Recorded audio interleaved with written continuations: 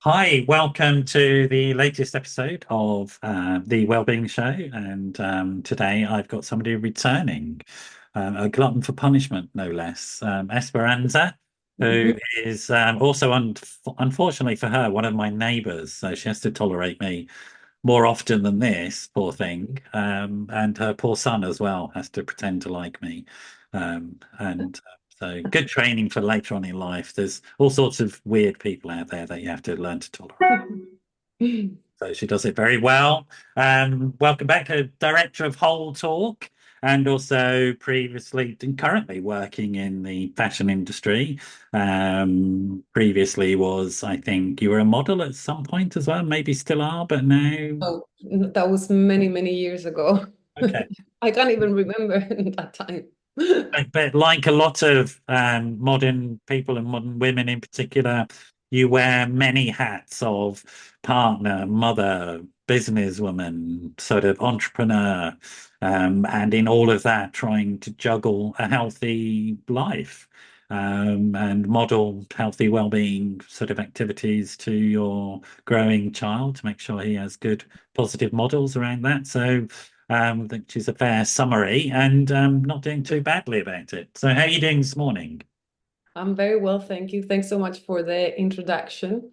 And actually, just going to what you just said about wearing too many hats, I think it's the problem of our society nowadays. We're all constantly trying to do too many things, and that probably, probably no, affects our health. Because it's really hard to get to everything, isn't it? So, just to start off the podcast. I mean, my feeling is that it is a thing that we all face, and it's a Yeah. challenge, I think, to sort of think about what might be the through line in our life in all of this sort of stuff. And I just produced a press release for World Mental Health Day, which was last Thursday, the 10th, and it focused on parental mental health and the importance of health and well-being as a parent. Being and I would suggest tentatively that that needs to be for all of us, not just parents, but all people, that health and well-being needs to be that through line that we have in our lives, and everything else needs to attach to it. To it. Yes. Does that make sense? Yeah. Yeah, 100%. I also think that our physical health will affect our mental health. So we need to look after both because they're intrinsically related, right? So if you don't feel well physically, it's going to affect you mentally and the other way around. Yeah. So, And yeah, the topic conversation this morning is about the latest edition of your magazine, which is yeah. about longevity, which we'll So, get to in a second. You've got it, I know. Sorry if you.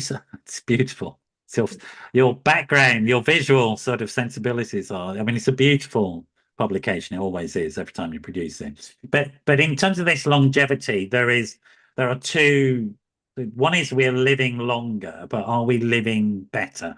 Is the yeah. question, right? And I think, So yeah, that is one of the things. We're actually living much longer between the I've got the note here actually because I always forget that between the 900s and the 2020 with like our life expectancy has grown massively. However, we're growing sicker. So it doesn't mean that necessarily we're living better. We're just facing loads of um illnesses yeah, with the so-called modern life. yeah, So yeah. So tell me about your journey into Whole Talk. So you started off in the fashion industry, firstly as a clothes horse, and then you've moved into other areas of it now, and yeah, I mean, I still work in fashion. I'm a fashion stylist and art director, and I guess that translates into the magazine I produce just mostly because I am my passion is magazines and I've been working in magazines since I am very young. So I wanted to create a very beautiful magazine, but about health and well-being. So nothing scary, quite the opposite, just something that you want to kind of like um, go to and read because it's pleasant to the eye and the content is interesting. which So is in itself, I think, an interesting statement. And why I say that is this, that the word health has sort of been hijacked by certain elements of the fitness industry. Yeah, I think health can also, I was talking about this yesterday actually.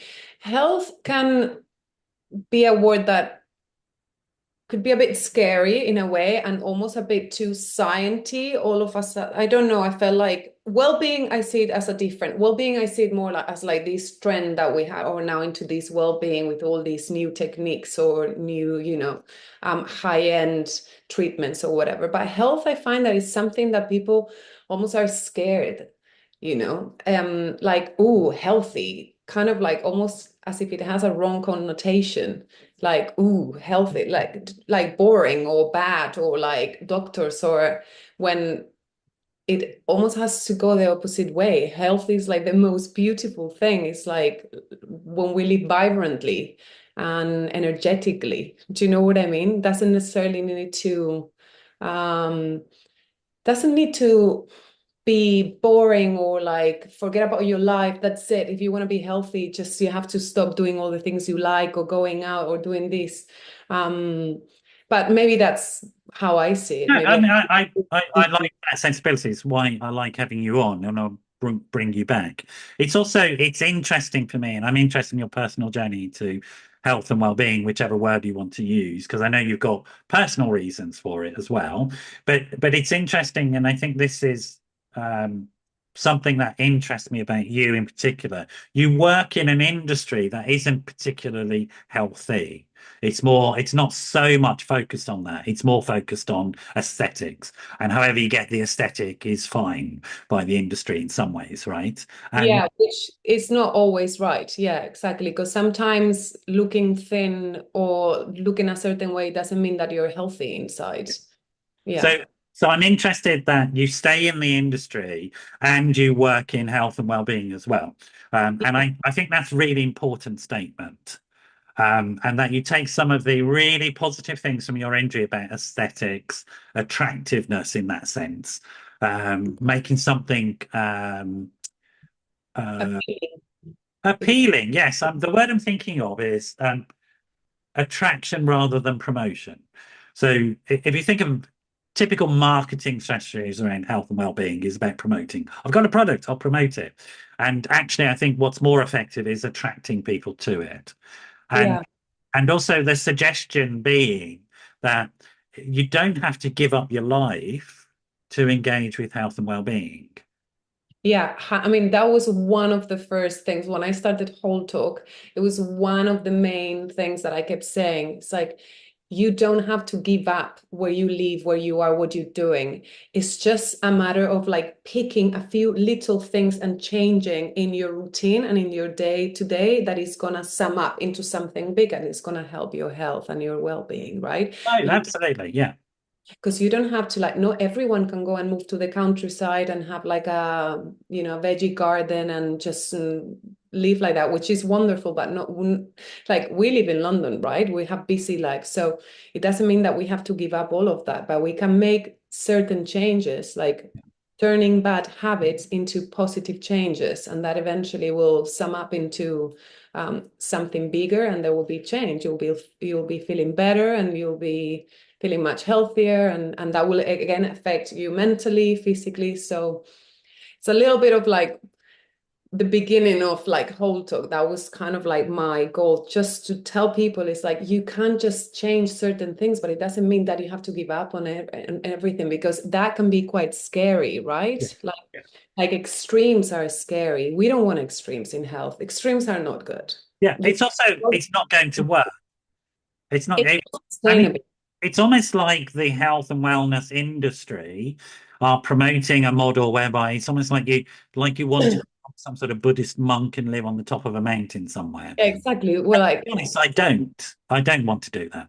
yeah, exactly. Like, like some of us are happy with our lives. We just want to improve it and thrive Yeah, rather absolutely. than and prevent. Because the whole point with health is about preventing rather than like curing illness, right? It's just like Yeah, that is the model that we all should follow. yeah. And Um, also, I think the reality is that life requires compromises. yeah.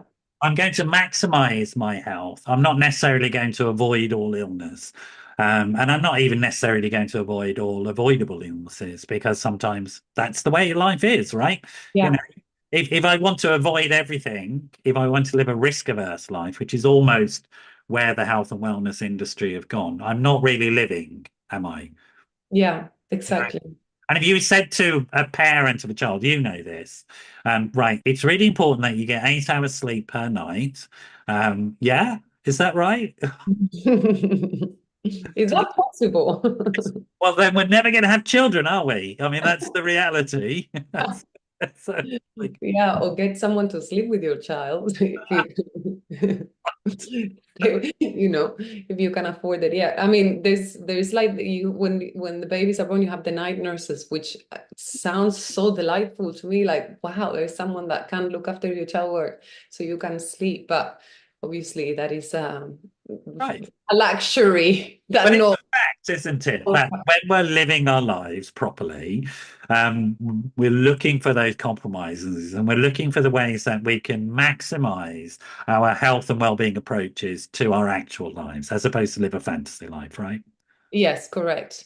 So tell me, there was a sort of personal journey in there as well around these issues for you and your desire to set the magazine up. Can you tell us a little bit about that? Yeah, well, I think I've heard so many stories like this. It's funny, like sometimes when you go through certain imbalances, I'm gonna put it that way, then you start thinking in a different way. In my case, I had so many digestive issues that I couldn't just figure out what it was, and that ended up affecting me in so many other aspects of my life.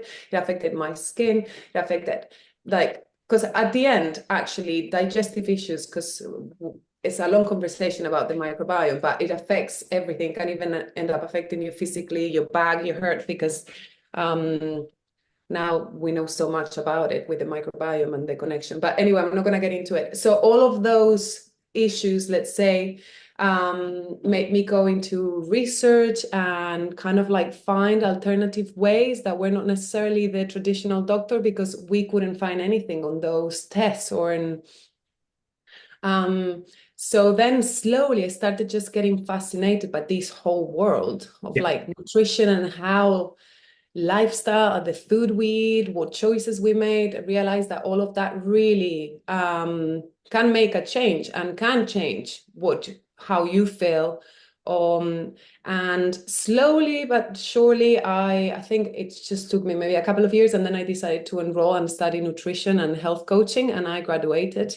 Um, it wasn't really, I didn't really have a plan on doing anything specifically. It just happened naturally in a way. I just wanted to do it for myself and to learn more professionally. And then eventually it ended up in creating a magazine. And so it was all very organic. It wasn't really planned. It just kind of like happened slowly. Um, but I think most of it was because I learned so much during the studies that I felt I needed to tell that to people, Yes. because also it had helped me so much, right, in my own health issues, that I was like, oh my God, I just need to put this out there. And in a very simple way, really easy to understand, really easy to incorporate in your life. Some people can actually start feeling better the same way I did. And that's how the first issue of Wholetalk was born. Right. So And what particularly attracted you to the idea of nutrition? Was it because of the digestive issues, or you had other interests in it anyway? I think nutrition is just so, it's like the basic almost of our health, right? It's like the base of our health. Like it's where everything starts. The digestion of the food, the digestion of like the things we, not only the food actually, that all the, you have a choice on what you want to digest in terms of like news, images. We're constantly surrounded. So like in a way that was yeah, the first step. And I guess because food is fascinating, Mhm. and maybe because thanks to a like change in the way I ate, I saw a lot of change in my digestive issues. So that was because I think that is important when you do a change and you see it and you can tell that it's working. So that's quite encouraging because Yeah, you're I mean, like, I had oh, similar things because I that's can have IBS, but I now know what triggers it, and I avoided them. So, and then the quality of it for me has been extraordinary. And so I don't eat apples. That's the impact it has on my life, Wow. which isn't too bad an impact to have, you know. But yeah, definitely a sort of understanding. But that seems to me also something about becoming interested in your own health has been important rather than just trying to get someone to fix it. You ask yourself that question, well, what can I do about this? Well, I guess because when you're seeking for help and then there is, oh, everything is fine, everything is fine, oh, nothing comes up here, oh, nothing comes up there, you're a bit like, okay, hang on. So nothing comes up there, which is a relief because you know there is it's not something serious or evident. Cancer, it's not going to end your life, right? Yeah, it's something you don't have a tumor, you don't have like if yeah, you don't have cancer, you don't have something that you need to act on upon that now. And we Um, should emphasize that, shouldn't we? If people are struggling, they should get themselves checked out by their doctor and make sure there isn't Something, yeah, this exactly. illness that needs to be Yeah. managed. Yeah, Yeah, definitely. 100%. I mean, I am not against the traditional medicine at all. I think we have to combine both. You know, I think we have to combine prevention and more a holistic way of um, living with science and with medicine because it's I mean both of them are really important. Yeah. So I guess when going back to your question, I think when you don't find the answers you need to know, but you're still not feeling good and you're feeling awful, you know that something's wrong because your body is telling you that something's wrong. And what do I have to change? So you're almost in start kind of like pinpointing at what, you know, what can be this, and this. And slowly I ended up, yeah, research and research and research and this and that, and then testing this and testing the other thing, and then changing that. And then eventually I started kind of like feeling better. And also, I think there is one thing that is so important that we don't see, and it's kind of like so silent, right? Which is stress. And that everyone knows about it. And every time there is some, oh, you're stressed, oh, you're stressed. Actually, yeah, it can be. Do you know what I mean? But it is so hard to be because it's not evident. Because I think when you're sick or you're not feeling well, you almost want to know like, oh, it's because of this. And then you're like, ah, I'm going to change that. As you said, apples. Oh, perfect. I just don't eat apples. It's really easy to do that, right? When you know that something isn't right, okay, I'm going to stop eating apples. But the problem is that when you don't know, and in this case, stress, you're not really aware of is it affecting me, is it not affecting me, or at the level that is actually affecting you, which Yeah. is one thing that I think most of us suffer from. Yeah, and stress itself is cumulative as well, and we shouldn't make that point. There's an Yeah. old saying, isn't there? The back didn't get damaged by bending down to pick up the heavy weight. The back got damaged because for many years you didn't bend properly. Yeah, so like stress is a good thing in small doses, right? It gets us out of bed, we accomplish things, we want to do things. So like, but when it's like in really high doses for prolonged periods of time, that's when it start, as you say, accumulating and then starts going against us rather than with us, right? So and I think in our, you know, in these cities that we work so fast and we're constantly measuring our days by how productive we've been, Mhm. you know, like that can, I mean, stress is a thing. It can really affect us. And Without we, doubt, without doubt. The other thing, so this is the story that we're constructing here is that you're an intelligent, busy person. You notice that there's problems. You start to seek help through your doctor. You get reassured that there's nothing allopathic that needs help with immediately. So the structural issues are fine, but still there's probably you continue to search for help. You research, you start to discover this information, and then you want to share it. Where does the wanting to share it come from? Why were you motivated to help others? well, I mean, I don't know. I just was so happy to learn all this that I wanted to help other people too. Because I also, um, in my environment, I hear loads of stories of, oh, I have this, I have that, I have this. And then you realize that we're all suffering from something. from some sort of chronic problem that, as we said, is not necessarily a life or death situation, but that affects our lives like daily. And just realize that most of us are not thriving. We're just living, but not really thriving. Like, oh, back pain, oh, this, my stomach. I mean, the stomach issues is a thing. So many people has it.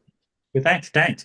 So it's also, I guess the point I'm getting to is that you're a So you're prototype. asking me something very specific, and I'm going la la la la No, la la. no, no, no. You're being you, and it's fine. And what the point I'm making is this journey, and your journey is prototypically what we know from research that works to help people get well, which is taking ownership, going through stages and processes, and getting educated about this, developing skills, and then that aspect of them being altruistic and wanting to help others.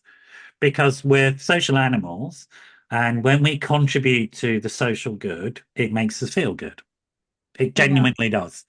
And it is a really important point to make. And because I know you, I know this story, I wanted to just pull you along so that people understand this. Okay. That this is the shift that has happened in your life from quite a difficult place, because we all were in a difficult place during the pandemic, and you saw your son struggle, you struggled yourself, these things came to a head, like for a lot of us, right? But you took action. And not only did you take action to look after yourself and your family and your son, you then had this desire to help others. And I think those are really important things, messages to get across. And then that morphed into Wholetalk, which is a fantastic magazine, and I would really encourage people to read it and engage with it. And you can get hold of Wholetalk on Instagram, and I think Instagram is like a perfect platform for what you do. It's just if anybody could design a platform to show what Esperanza does, that's it, right? Um, so that's the backstory, and I think it's really important people understand this. That we're not promoting here, and you're not promoting a sudden magical cure. There's no pill. It is a lifestyle change, but it's a realistic lifestyle change. Yeah. Okay. You don't have to give up your life for this. It can be incorporated in, right? Yeah, exactly. I mean, yeah, nothing I tell is revolutionary. Do you know what I mean? It is just a sum up of things that we can change and that they're free. All these things that you can incorporate in your life, they're free. I mean, by all means, you have all these amazing treatments now, and the biohacking and the research and all these new machines and things that if you can afford to incorporate those into your life, by all means, go do it. But actually, the core, what I really talk about, it is really accessible and it's just in front of us. Yeah. So Yeah. tell us about this latest issue then, which is looking at longevity, right? What's it called, first of all, the issue? It's called the longevity issue. I've got a copy here. Right. The longevity issue. And I really wanted, I mean, I was toying with the idea for a I mean, while. given that you're so young, it's interesting that you're thinking about young, because you're comparison to me, I should be thinking about longevity, not you. Well, I think longevity is like, it doesn't really mean you have to be a certain age, right? I think we should all embrace it regardless of what our age is, because we're all getting older. We can't change that. Do You you know what I mean? So how know, can we you know what there's a saying, I don't know if you know this saying. If you want to know what your health is like in 5 years' time, ask yourself what you're doing today. Yeah, that's a very good saying. Yeah. Yeah. Um, exactly. So I think it's I don't know, it was a fascinating subject that I had in my mind. And then I thought, oh, it's not so much about I didn't want to do an anti-aging issue because it was a bit like felt like I don't know, I felt it was a bit negative, the whole thing. I was like, I want to do an issue about living longer, about Yes. longevity.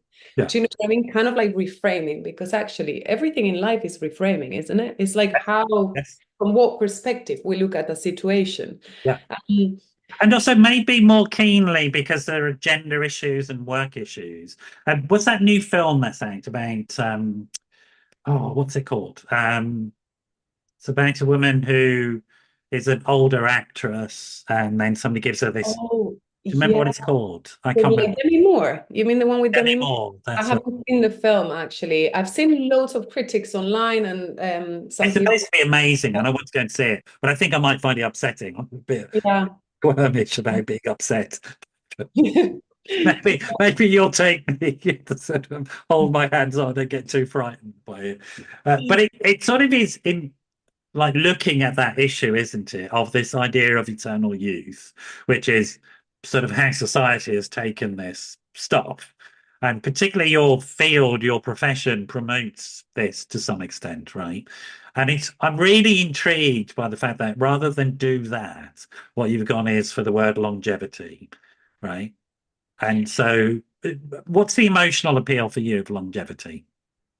Well, I guess it was also my own confrontation with it. Yeah, Like, how do I feel? I'm still, dealing with it. I guess we all are always.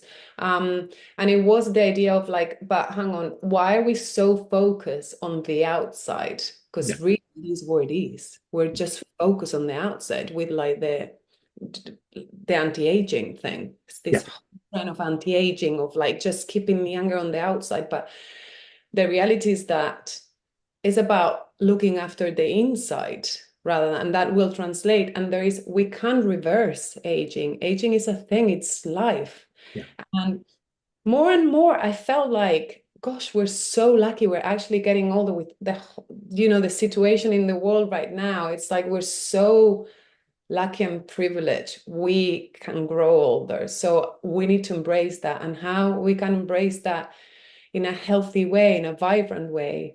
Do you know, I want to live to 100 if I can, but in a very energetic and vibrant and um, healthy way. Yeah. So I thought, why not talk about this? And also, it happened that I had met someone that actually I ended up doing a photo shoot and an interview with her. It was this woman that I found really fascinating. And I think she's in her 70s now, and she started modeling when she was almost 60 in her late 50s. And she was so thrilled. And I just thought, like in this society, we celebrate youth, and youth is like, it's youth, it's like, is that like Santo Grial? I don't know how to say that in English. It's like that thing that we all want to keep and want to have. And eventually that goes. And it's like, why do we only think that good things happen when you're young, when like so many things and so many exciting things can happen like throughout your life, right? So it doesn't necessarily you have to be in your 20s to like do something exciting. I don't know. So I started opening my views and meeting more people at different age ranges and like the things they were doing and how they were doing them. And I just felt really inspired, There's really. a sense in which you wanted to engage psychologically and physically in a healthy way to the facts of your aging. Yeah, and it was almost like, wow, I want to be like that. Do you know Right. what I mean? I want to grow older like that. This Yeah. is how I want to be. I want to thrive. I want to be happy. I don't want to be going against it all the time. That is so No, tough. I'm totally with you. Totally with you.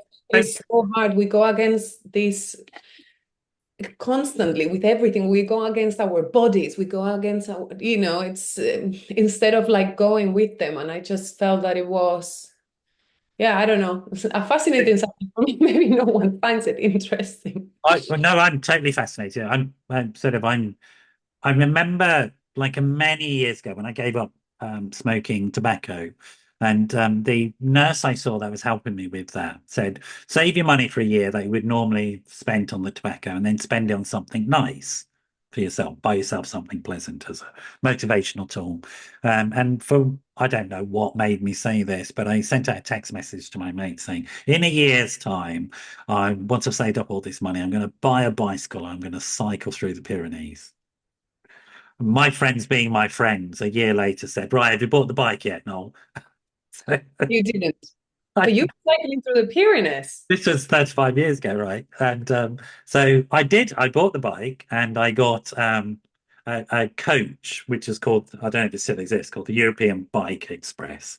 And you put your bike on the back of it, and the coach took you. I went to Rosas, as you know where that is, Mhm. in the north of Spain, and then cycled through the Pyrenees over to France, Amazing. which was great fun. It was great fun, but it was also the the bus journey was really interesting because the people on that bus, I would say the average age was 60, 65. I was younger, right? And like that's what happened to me. I was just looking around going, you So know, they were all cyclists that were going through they're this. all going off on adventure holidays and cycling holidays and fit as a fiddle, happy, and adventurous, living life to the full. And I found it really inspiring to be on that bus journey and talking to people who are older than me. That's, Um, I mean, I find it so. I recently said, I was talking to a friend. I said this. It is so fascinating to make friends that are older than you are because, also especially where I live in London, I feel like everyone's young or so almost the same age I am. Like in general, you find people that are within the same. So you don't end up necessarily bumping into meeting people that are like much older or so it is nice to make those connections because as the same thing that happened to you find it really inspiring. yeah, and you're very kindly allowing this old man to say hello to you in Well, public, and with the exception of Noel, the exception of Noel. To, obviously 100, but all these techniques and cycling makes him look like that. So tell us your age. Do that's you right. really? It's failed in my case. And one of the things, as a human being, one of the things I'm interested in, as a man who's in his middle age, but at the end of the middle age, and I'm heading to old age without a doubt. But one of the things that's the questions I ask myself is, I know I'm going to live longer, but am I going to live happier? And I'm more interested in that, the quality of my life. And it seems to me that that's some of the issues that you're discussing in this issue of the magazine, that it's about quality of that longevity. It's not just about trying to live longer, but what the quality of that longer life is. Well, I think that decision is entirely up to you. Right. So tell Like, us about that. well, how can I explain this? So ultimately, you are the responsible for your own health and well-being, right? So it will depend on the choices that you make every day. Okay. Because at the end of the day, our go back to we're repeating and repeating the same words again. So our health and well-being is the summation of all these million decisions that we make daily on certain things that will affect you for good or for bad. Yeah. So that decision is ultimately up to you. And I think the most important thing is to be to mostly to access the information, be aware of it, understanding it, and do with it whatever you want, Mhm. Mhm. right? Um, and it's your choice how you want to live it. And So of let's make course, it practical for people thinking about this stuff. We give them a lot of practical tools. One of the things you look at, I think, blue zones. Is that right? yeah, These. blue zone. I mean, how can we talk about longevity and not talk about blue zones? So tell us what a blue zone is, and tell us what happens. So the blue zones are these zones in the world. Currently, is five that are the healthiest and long living areas in the world. So like where people live healthiest and they live the longer. So Yeah, like they're not just on resuscitation machines; they're actually living life, right? they actually live longer and they live healthier because I think that is really important. It doesn't mean that they live to 100 crippled. They actually live healthier. Um, and they all have like certain things in common. There is five zones at the moment, which is it's Ikaria in Greece, is and in Japan, Okinawa in Japan. There's Loma Linda in California. We have an area in Sardinia, and there is another one in Puerto Rico. Is it Puerto Rico or is Costa Rica? Now I'm getting confused. It's Anyway, okay, that's fine. But if you there's Google blue zones, they'll come up. They're yeah, they're and designated by the United Nations as areas of interest. yes, And then they all share many things in common. Again, we're going back to, it is not one thing. It's not that they eat sweet potato and then sweet potato is going to make you live longer and healthier. It's not. They all have like certain aspects that kind of like they're very similar within each other, but they all will change because they're all in different parts of the world, so they won't eat all the same thing. But they have So a there are very, certain processes, but the actual specifics are different. yeah, exactly. They're eating local produce and all that sort of So stuff. they all have like Enough. one thing in common, that they're eating local produce, that is, they eat it as closer as nature as it comes. Yeah. So They're lack of processing. So lack food of that isn't processing. processed so much. Because in all of these, actually, they have some sort of degree of isolation with the modern world in a way, either because they're in an island or because of their, so they don't have like maybe all the modern techniques and things that we have in like, you know, in London or in, so like those ones are shielded a little bit by that. And that is quite positive in terms of like loads of them have like their own gardens where they, not all of them, the one in Japan, actually, they do a lot of gardening. So they have that, they're quite active in general, Yeah. all of them. Yeah. Either again, I go back to like, and when I say active, I don't mean that they go to a spinning class or a boxing class. It's just because they walk, they garden, they like bend, go up. There's like hills. So like naturally their life is quite active. There is like another important thing, which is the community and the social aspect of these areas, that they live in a community and they are supported by family, friends, or the community in general, that not necessarily have to be related um, between each other. And that is a very important thing, because going back to like this longevity thing, loneliness is the silent killer, Yes.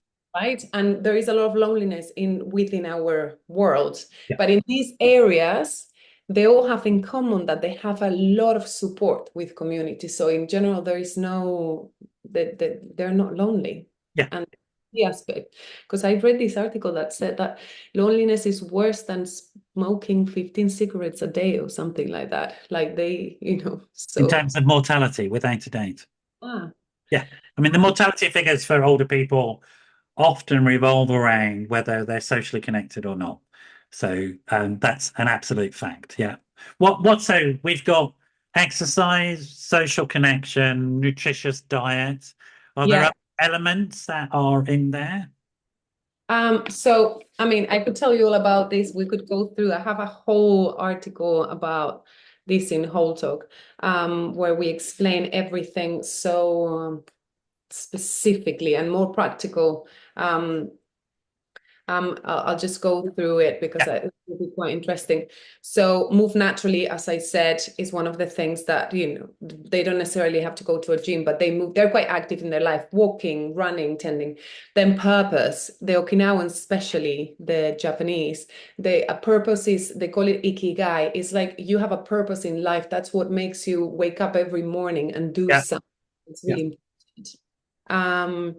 Then they have like the 80% rule, which is, this is something that I talked in Wholetalk a lot, actually, especially on the first issues, which means that you eat until you're 80% full rather than 100, which means that then you don't overwhelm your digestive system. So when you're 80% full, you stop. And that is one thing that the Japanese do very well, Yeah.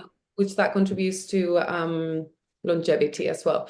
And then, as we said, there is these zones are not vegetarian or vegan, but their diet is based on plants, you know, pulses, fruits, vegetables, nuts. They eat fish if they have access to, or meat if they have access to, depending on where they are. But the most base is the plants, which it is another, yeah, Yeah. very, I mean, we know this. The evidence is quite clear. It's not that yeah, you can't eat meat, but you need a balance, and the balance needs to be towards the plant. yeah, Yeah. yeah. So I always say I would do 70-30. Yeah. I would always like base 70, because again, we all are different. And as we said, you can't really use the same diet I use, Yeah. because as you say, your body doesn't digest apples properly, and mine is probably, who knows. So like, but we can sum up the whole thing into like 70-30 for everybody. You just move around whatever, if you can digest beans, so then maybe have more of the green. So it depends. But I would go for 70 plant, 30 the rest of the stuff. Okay. And it seems to me that what you're describing, and you tell me if I'm wrong, is that what seems to be a successful methodology for having healthy longevity is to be engaging in healthy activities around the biological, Mm-hmm. social, in terms of social connection, and the psychological, in terms of meaning and purpose, make sure you don't slip into depression, having a purpose in life. And those three areas seems to me that you're highlighting. How do Yes. you do it in your life? And I think we've described it already, and I've talked about altruism. How would you think you do it in your life, those three areas? What are the sort of key things that you do? Well, I try as much as I can, obviously. For me, exercise is very important, movement every day. So I try to always have an hour of movement a day. Like if I have access to a yoga class or a Pilates class or a s- boxing class, whatever that day my energy is at, I would do it. If not, I'll make sure that I'm walking, I'm cycling. Exercise makes me feel good, and it is the foundation. I don't change it. Mhm. That is one thing. Then food wise, I mean, I think it is not only about the food you eat, it's about the quality of it. So Mhm. I try to make sure that all the food I buy is good quality. And I'm lucky enough, I have a great farmers market on Saturday, where, because also it's very important to eat seasonally. We didn't Yeah. get to the point, but if you go to a farmers market, they're always going to sell the produce that is in season, right? So I just try to go there on Saturdays, buy the food, and then cook according to what I've got rather than the opposite way. Yeah. So I see what's available and I'm like, okay, I'm going to buy these things. And then I would make things according to what I had. Again, that's always not like possible, but I'll try as much as I can. Sometimes Well, in cities, farmers markets are pretty. And the point about seasonality is that you're not having food processed at the point that it's picked. So yeah. they're using industrial processes to feed it, to fly it around the world, and all that sort of stuff. Because what you're getting is from farm to fork, as they say, as quickly Yeah, as possible. you're actually not only you're helping the farmers too, because you're giving them, so there is no middleman. So you're giving them the money straight away. And these people are the ones that like give us the food. I mean, it's so valuable Yeah. to know they work so hard for it. So the fact that they will get the entire money, even if it is a little bit more expensive, I don't mind. I'll just do it that way because I think it's important Well, the to question to ask you is, it might be cheaper at one of the supermarkets, but it's not going to keep you alive as well as. So, really, is it? And the quality is important. Also, like when it's seasonal, it's picked at the right time. So, like by the time it gets to your plate, it's gonna have way more vitamins, minerals than if it's brought from the other side of the world and in like picked quite early. Because by the time it gets to your plate, then it's just so that is another. Self-target of movement each day and activity. You set Yeah. yourself target of trying to source local food uh, Yeah. that is healthy for you. What else do you do? And then so going back to the social connections, it's something that I've been thinking about it a lot because since I had a baby, well, he's not a baby anymore, he's 4 now, but certainly you have less of a social life. Yeah. And because you're more tired, you have other responsibilities, you have pickups, you have drop-offs, so you can't fit it all in. But I'm always trying to do something and to make sure I see my friends and I'm on top of it. And if maybe I can't meet someone, I'll do a phone call. I'll go for a walk and I'll make a phone call just so I get connected with the people, right? And I'm trying to do one thing a week, one evening. So I Mhm. would like I think more than that is exhausting for me. I don't think I can cope now. Maybe I will eventually, but I try to do something social once a week. Right. Uh, one evening. So I meet friends, I go for dinner or we do something else. Yeah. which ties into the connection and community and things. Another thing about this, I would say, is that when you have children, you end up making a lot of friends in the play park, right? Which is really Yes. important too, because now I've made a great community of friends that have kids the same age I do. So then when I take him to the park, then I can connect with them too. So you're not alone, you're sharing that. And then you can make plans with them while the kids play. And that is also something that has really helped me into this transition into motherhood. Yeah. Yeah. And it is a transition because that's like it's quite scary stuff when it Yeah, happens. and And if then you, meaning and purpose stuff. Where do you get that from? How do you incorporate that into your life? I think partly by doing whole talk. I think that's part of it. But what so would you say is your that is, I love my career and I love my job. well? It's both. I actually love being a fashion stylist, and I couldn't give up that. I feel very lucky to be working on something that I really enjoy. Um, so that gives me purpose, because also when you're freelance, somehow, like, it comes with disadvantages too, but also you have to be quite active and moving constantly to find the next goal or the next client or the next thing. So it keeps you quite active in that sense. And then Wholetalk, just like my my side of it, is so creative and it's so fulfilling, what we talk about. So that's the kind of like what complements my I guess my purpose too.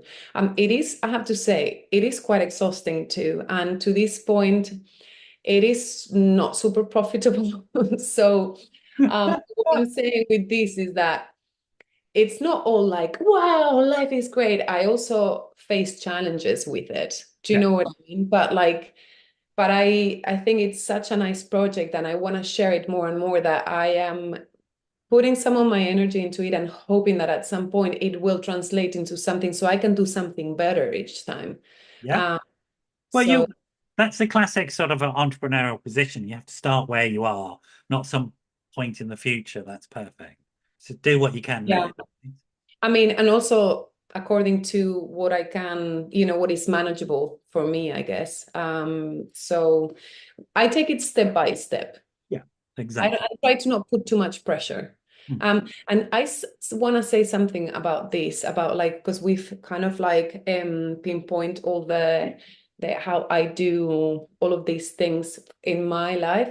I also, as I said, being freelance can be quite stressful too, because you don't have security, right? You don't know if Yeah. next month you're going to have the same projects or you're going to have less projects. And we live in an expensive city, so you constantly have to be working. I have a child, have to like childcare. I have to like always take all of these things, so it can be also stressful. And when I find myself at times for that, or for a lack of time, because also when you're so busy that you don't have time for yourself, you're grateful because you're working, but you're also stressed because you're exhausted, right? So I always try to use breathing for these times, and it's something that I found really helpful, that some people are like, yeah, well, go and breathe. I have to say it is really powerful. Yeah. And I do the 4-7-8 breathing, which means that you have to like inhale for 4, hold for 7, and exhale for 8.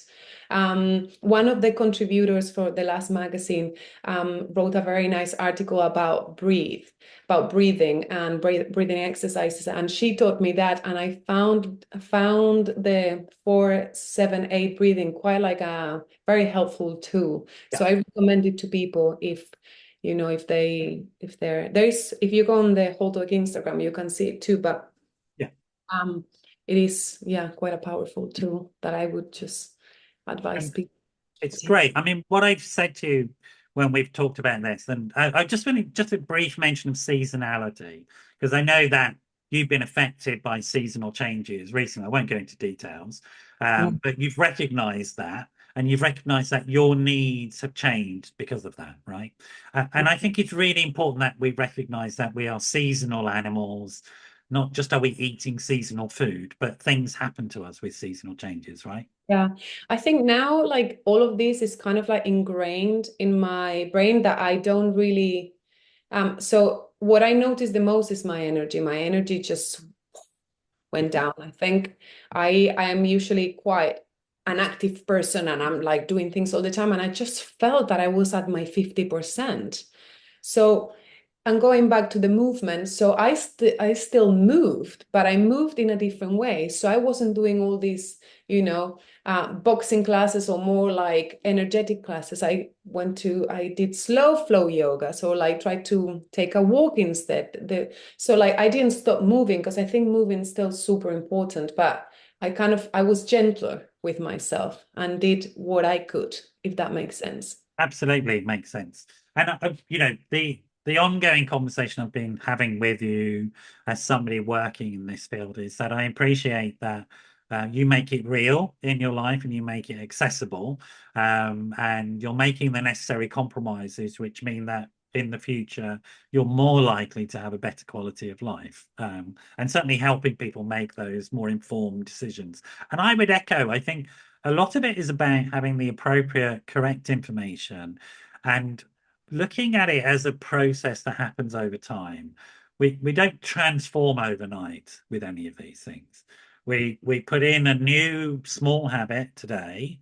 We practice that. Once we've mastered it, we have another habit that we then develop. Yeah. Once we master that, and we take it, and then we change because the seasons change, and therefore we have to have a big repertoire of things that we can do. But it's those principles, like you said. So I'm still moving, but I'm not going to high intensity classes. I'm going to lower intensity classes, but I'm still moving. And it is possible to think about in those terms, right? It really is. Yeah, it doesn't mean that you have to change the whole thing. It's just adapting, right? It's the same thing with the food. So like naturally when we go into the colder months, we felt like we want things that are warmer and Yeah. cooked. So like we step away from the salads or the raw things. And naturally you want to go into like, and all of these things are important because our bodies naturally are asking us for it. Yeah. And I think when you start tuning into your body, all these things kind of come organically and slowly, and you start noticing. Yeah. You just have to make that click, start connecting with your body, your mind. And because I think so often we live so disconnected, we just keep doing, doing, doing, doing at any cost. It doesn't matter. And that's what We're we at the have. end, I'm afraid. We're at the end of the hour. It always goes by quickly. Where can people get hold of you, the whole talk, etc.? Oh, they can go to the Instagram Wholetalk, which is at Wholetalk underscore, and on my website, Whole. Whole underscore talk. So Wholetalk underscore for Instagram, and then they'll find my website there as well. Yeah. Um, and And in yeah, terms of the fashion work as well, because that's what you do. oh yeah, so that's Different place. yeah, esperanzadelafuente.com. That's where you can find my work. Okay, great. It's been lovely to have you back on the Thanks show. so much for having me and like listening to all my blog. I start talking and I get Has a lot of really sensible, wise stuff in it. So thank you for sharing it with us. thanks for like And I shall see you on the street carrying stuff yeah, that is relatively you will soon, help me. I imagine, Yeah. helping Thank you you so climb much. those massive stairs that you have at your front door. Thank you so much. Thanks for having me again. All right, mate. A You take pleasure. care. You stay Bye. there. Thanks everybody for joining us. Get hold of SB on her various places, so her website, and also go and get a copy of Whole Talk. It really is very beautiful and very informative, and those two things are an amazing combination. So take care. I'll see you all soon.